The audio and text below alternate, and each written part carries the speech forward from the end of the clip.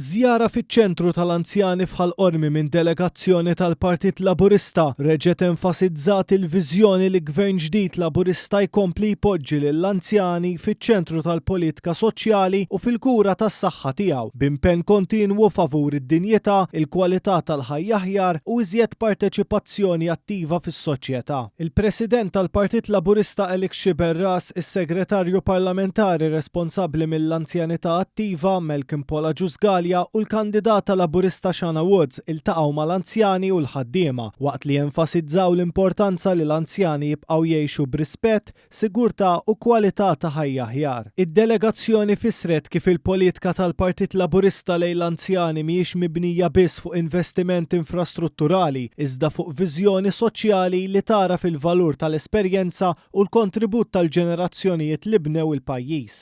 L-anzjani huma dawk li aħna għandna bżonn nirringrazzjaw tal-li pajjiżna illum wasal fejn aħna illum.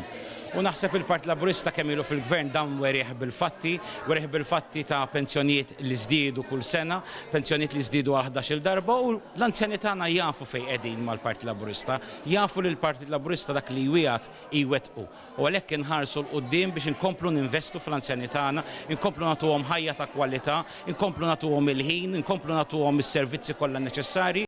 Fakkar ukoll li permezz tal-budget għal din is-sena mal-100,000 pensjonant bdew igawdu minn żieda ta' 10 euro fil-ġimgħa, filwaqt li l-pensjonijiet tar-Romol komplew jiżdiedu b'aktar għajnuna diretta. Dan minn barra li fl-2025 il-Gvern investa rekord ta' aktar minn 1.6 biljun euro f'pensjonijiet u benefiċċji soċjali, żieda ta' kważi 10% fuq is-sena ta' qabel.